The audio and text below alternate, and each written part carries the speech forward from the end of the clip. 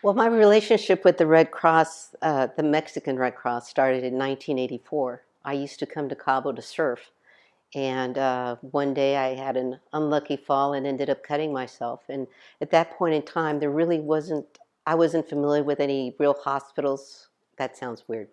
Hospitals, doctors, or anything, but I had heard that there was a Red Cross module in San Jose. So, I went there and I was really impressed with the level of professionalism. Here I was in the middle of this little small town, dirt roads. It 6,000 people, I think, was the population back then. But the level of the professional care that this young nurse gave me, I was struck by it. I said, wow, okay. So I felt okay. If I get hurt again, I know where I'm going to go.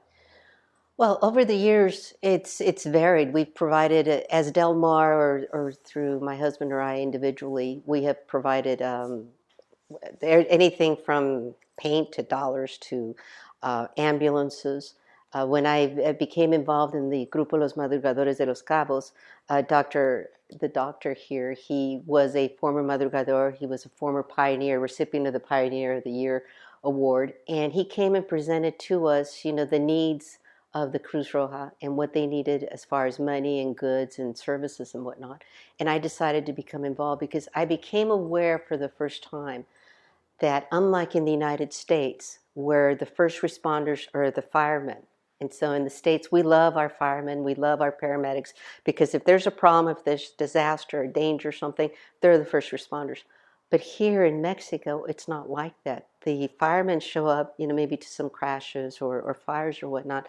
But when you have an emergency situation, you have an accident, you have, some acts of violence that could be somewhat dangerous for people, you know, in the surrounding areas, they're the ones that show up. They're the ones that show up and do, first aid. They're the ones that show up and will take you, say, one of the services the Red Cross provides, which is very interesting for me, is if you are sick here and you need to be taken to La Paz, for a fraction of the cost, they will drive you from La Paz from Los Cabos to La Paz.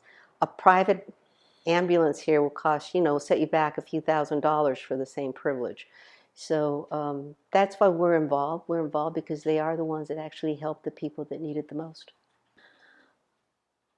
The reason, we're involved, Delmar decided to become involved and to choose the Red Cross as our charity of choice. We have a history over the past 25 years or more where we have been very active in a lot of great organizations here in Cabo which do good things. My husband, along with Tom Walsh, founded the Children's Foundation. I founded the Los Cabos Women's Wellness Foundation. I was involved in the Humane Society.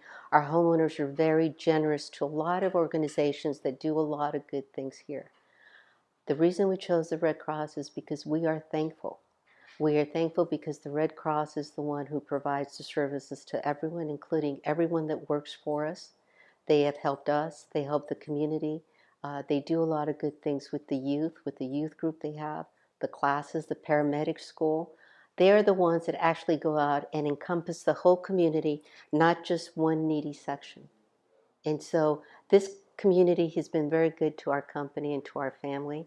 This is our home, and we want to contribute to something to a group that will actually make our home, not just the Palmilla area, but the entire community a better, safer place to live. I'm just thankful that we can help.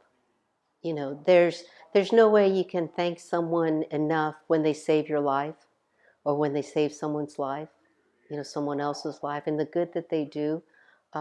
There's no price on that. So even if we can contribute a little bit, I know that the money that they spent will go directly towards the services, unlike in the States where in the Red Cross, I don't know, 80, 90 cents of the dollar goes to administrative costs. Here, just about to the last cent, it goes to the actual services that they provide.